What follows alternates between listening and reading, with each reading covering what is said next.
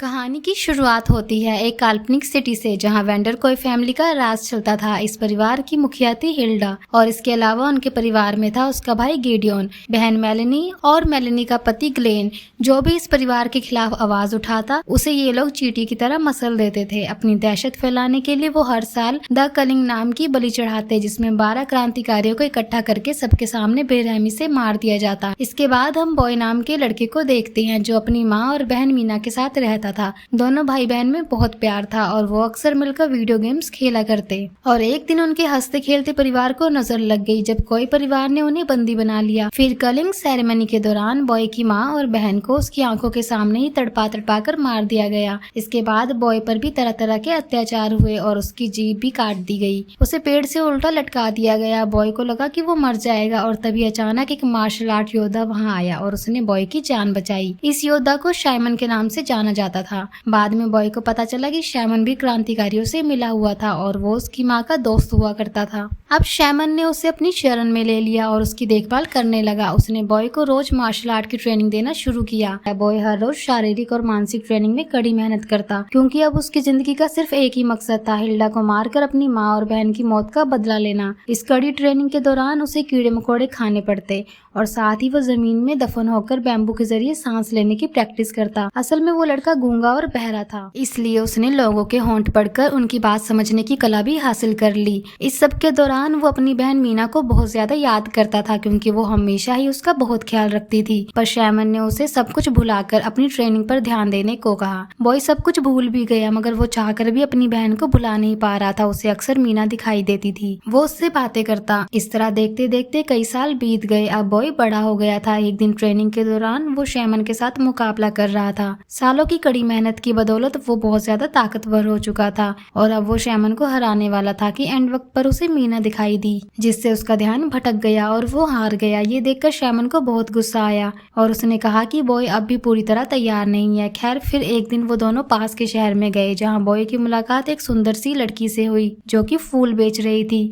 उस लड़की ने बॉय को एक फूल दिया, जिसे देखकर बॉय को बहुत अच्छा महसूस हुआ, मगर तभी सरकारी फौजियों ने वहां जाकर आम लोगों पर हमला बोल दिया। तब पता चला कि वो यहाँ पर कलिंग सेरेमनी में बलि के लिए लोगों को पकड़ने आए थे। ये देखकर बॉय और शैमन तुरंत ही छुप गए। कुछ ही देर में भीड़ में से एक लड़की गैलन को कोई परिवार के हाथों की कुटपुतली कहकर बुलाने लगी। तब गैलन ने गुस्से में उस पर बंदूक चला दी, पर गलती से गोली किसी और को लग गई। इससे अचानक वहाँ हंगामा हो गया और लोगों ने सैनिकों पर हमला बोल दिया। तभी गैलन ने एक सैनिक को बुलाया जिसका नाम था जून 27। जून 27 ने वहां आते ही सैनिकों पर हमला करने वालों को मार डाला और अंत में वहां सिर्फ 6 लोग ही जिंदा बचे। ये देखकर बॉय को अपने बचपन का भयानक दिन याद आ गया और उसने आज रात ही सेरेमनी के दौरान हिल्डा को मारने का फैसला किया। शैमन ने उसे समझाया कि वो अभी तैयार नहीं है, मगर बॉय ने उसकी एक ना सुनी। वो चुपके से गैलन की गाड़ी की डिक्की में जाकर छुप गया, जहाँ पहले से ही एक लाश पड़ी हुई थी। कुछ समय के बाद गैलन और गिडियन एक वेयर हाउस में पहुंचे, जहाँ उन्हें मेलेनी के भयंकर गुस्से का सामना करना पड़ा। उन दोनों ने बाजार में लाशें बिछा दी थी और अब उनके पास कलिंग सेरेमनी के लिए 12 लोग भी पूरे नहीं थे। तब गैलन और गिडियन एक दूसरे पर इल्जाम लगाने लगे, पर अंत में मेलेनी ने उन्हें सड़क से कोई भी 6 लोग उठाकर लाने को कहा। उधर बॉय गाड़ी की डिग्गी से बाहर निकलकर वेयर हाउस में आ गया। अचानक उसे मीना दिखाई दी। वो भटककर सैनिकों के सामने आ गया। उन्होंने बॉय पर बंदूक तान दी, मगर बॉय ने अपनी बहादुरी से उन सबको ऊपर पहुंचा दिया। मगर एक के बाद एक फौजी आते ही जा रहे थे, इसलिए उसने वहां से भागना ही ठीक समझा। जब वो छुपा हुआ था तो उसकी मुलाकात बाशो नाम के कैदी से हुई। बाशो ने कहा अगर बॉय उसकी हथकड़ियां खोल देगा तो हिल्डा को मारने में वो उसकी मदद करेगा। इसके बाद उन दोनों ने मिलकर वेयर हाउस के सभी फौजियों को मार गिराया। फिर उन्होंने गैलन को पीटा और उससे हिल्डा का पता पूछा। तब गैलन ने कहा कि वो कोई परिवार के साथ अपने महल में कलिंग सेरेमनी का जश्न मनाएगी। फिर गैलन ने उनसे अपनी जान की भीख मांगी, पर बाशो ने गलती से उस पर आरी फेंक दी, जिससे गैलन की मौके पर ही मौत हो गई। खैर, फिर वो दोनों वेयर हाउस से निकलकर क्रांतिकारियों के खुफिया अड्डे पर पहुंचे। तभी बैनी नाम के एक आदमी ने बॉय पर बंदूक तान दी, पर बाशो ने उसे समझाया कि बॉय उसका दोस्त है। फिर बाशो ने बैनी को गले लगाया और पूछा कि बाकी सब कहाँ हैं। तो बैनी ने कहा कि सरकारी फौजियों ने वहां आकर सबको मौत के घाट उतार दिया। जब बाशो को पता चला कि जिस लड़की से वो प्यार करता था वो भी मारी गई, तो वो फूट फूट कर रोने लगा। इसके बाद वो तीनों हिल्डा के महल में घुसने का प्लान बनाने में जुट गए। बॉय शेफ बना और बाकी दोनों ने गार्ड्स का भेष बनाया। इसके बाद बॉय शेफ बनकर महल में घुसा तो उसे एक बार फिर से मीना दिखाई दी। मीना ने उसे मैक्रोन्स खाने को कहा। जैसे ही बॉय ने मैक्रोन्स खाए तो उसके होश उड़ गए, क्योंकि उसने आज तक इतना स्वादिष्ट खाना नहीं खाया था। तभी बाशो ने उसे अपने मिशन पर ध्यान देने को कहा। इसके बाद बॉय किचन में गया और उसने अपनी यूनिफॉर्म उतार दी। किचन में मौजूद बाकी लोगों ने उसे देखा तो बॉय ने चाकू को हथियार बनाकर सबका मुकाबला किया। फिर उसने चीज ग्रेटर की मदद से एक एक की खाल तक उधार दी। सबको मारने के बाद बॉय डाइनिंग हॉल में गया और एक गार्ड को मार डाला। फिर उसने हिल्डा को टेबल पर बैठे देखा और एक ही झटके में उसका सर धड़ से अलग कर दिया। चारों ओर शोर मच गया और बॉय ने हिल्डा का सर उठाया। तब उसे एहसास हुआ कि ये हिल्डा थी ही नहीं। तब गेल्डन फौजियों के साथ वहां पहुंचा और कहने लगा कि वो जानता था कि कोई हिल्डा को मारने की कोशिश करने वाला है और इसलिए उसने जाल बिछाया था। जून 27 को बुलाया गया और वो बॉय के साथ दो दो हाथ करने लगा। उन दोनों में जबरदस्त लड़ाई शुरू हो गई और अंत में बॉय ने उसका हेलमेट उतार दिया। उसका असली चेहरा देखते ही बॉय का ध्यान भटक गया। जून 27 ने मौके का फायदा उठाकर उसे बेहोश कर दिया। कुछ देर बाद जब बॉय को होश आया तो वो कुर्सी से बंधा हुआ था। जून 27 ने उससे कहा कि अगर वो शैमन का पता बता देगा तो वो उसे रिहा कर देगी, मगर बॉय ने ऐसा करने से साफ इनकार कर दिया और जून 27 गुस्से में वहां से चली गई। बाद में गाइडन ने वहां जाकर बॉय को बताया कि हिल्डा शैमन से डरती है, इसलिए वो मासूम लोगों की जान लेती रहती है। गाइडन इस खून खराबे से परेशान हो चुका था, इसलिए गाइडन ने बॉय को कहा कि प्लीज भाई पता बता दे उसका, ताकि हिल्डा उसे मारकर ये सब बंद कर दे। पर बॉय टस से मस नहीं हुआ। अब कोई चारा नहीं था, इसलिए गाइडन बॉय को एक खास कमरे में ले आया, जहाँ उसे बांधकर उसकी गर्दन पर बिजली का झटका देने वाला कॉलर बांध दिया गया। तब मेलिनी ने उसे कहा कि उसने उसके पति गैलन को मारकर बहुत बड़ी गलती कर ली है और इसकी सजा उसे सबके सामने स्टेज पर मिलेगी। जल्द ही हिल्डा भी स्टेज पर आकर भाषण देने लगी और अचानक वो अपना मानसिक संतुलन खो बैठी और उसने भीड़ पर ही बंदूक तान दी। पर इससे पहले कि कोई हादसा होता, मालिनी तुरंत आकर हिल्डा को वहां से ले गई। इसके बाद सेरेमनी की शुरुआत हुई और बंदियों को एक एक करके मौत के घाट उतारा जाने लगा। बॉय के हाथ बंधे हुए थे और यहाँ से भागने का कोई रास्ता नहीं था और उसकी बारी आने से पहले उसे याद आया कि गाइडन ने उसे चुपके से एक ब्लेड दिया था। बॉय ने उसकी मदद से अपनी रस्सी काटी और वहां से भागा। पर मेलिनी भी कम नहीं थी, उसने बॉय की गर्दन में झटके देने शुरू कर दिए, जिससे वो वहीं पर गिर गया। इसके बाद सैनिकों ने उसे उठाकर एक टेबल पर रख दिया। फिर एक बकरी बना हुआ आदमी उसे हथौड़े से मारने ही वाला था कि उसने उन सैनिकों पर हमला कर दिया। असल में ये आदमी कोई और नहीं बल्कि बाशो ही था। बैनी भी स्टेज पर ही था और उसने बॉय को एक बंदूक भी दी।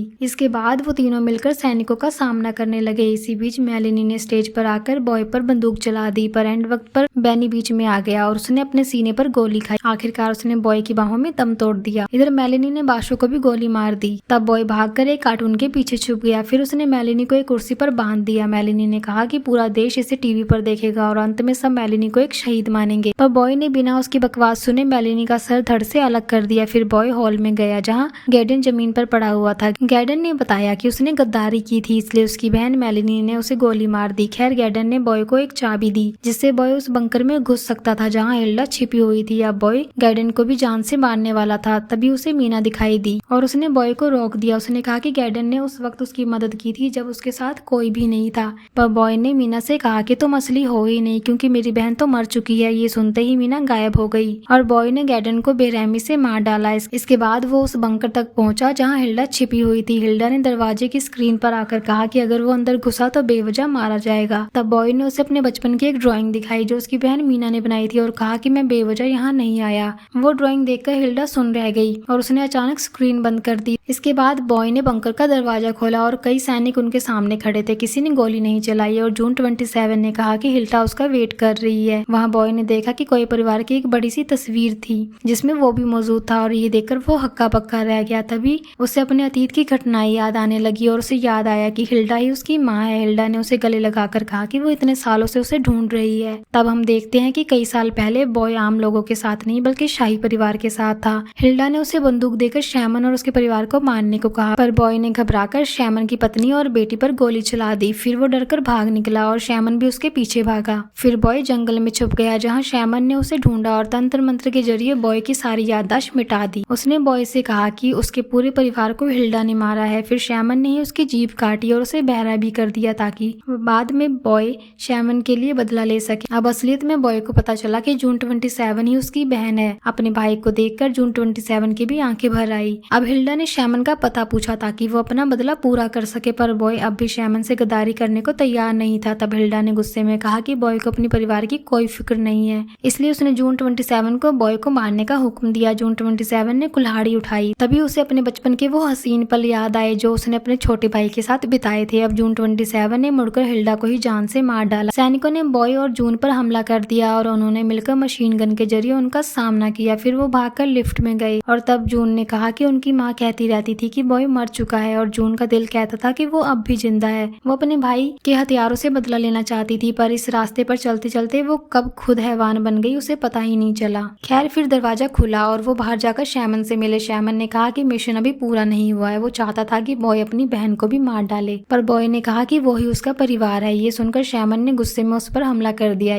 उसके इस वार से जून को गहरी चोट लगी तो बॉय ने गुस्से में शैमन पर वार किया, पर शैमन उसके हर दाव पेच से वाकिफ था, लेकिन बॉय रुका नहीं और अंत में शैमन का नेकलेस निकालने में कामयाब रहा। उस नेकलेस के ही एक नुकीले पत्थर से उसने शैमन का गला चीरकर उसे मार डाला। फिर उसने अपनी बहन को कंधे पर उठाया और उसे बाहर ले आया। अंत में हम देखते हैं कि उन्होंने बचपन में हमेशा एक दूसरे की रक्षा करने का वादा किया था और आज ये वादा पूरा हुआ। तो दोस्तों ये थी इस मूवी की कहानी। उम्मीद करती हूँ आपको कहानी पसंद आई होगी। तो अगर वीडियो पसंद आई है तो वीडियो को लाइक कर दीजिए और कोशिश करिए इसे ज्यादा से ज्यादा शेयर करने का। अगर आप चैनल पर नए हैं तो उसे सब्सक्राइब कर लीजिए। तो मैं आपको मिलती हूँ नई वीडियो के साथ, तब तक के लिए टेक केयर, अपना ध्यान रखें।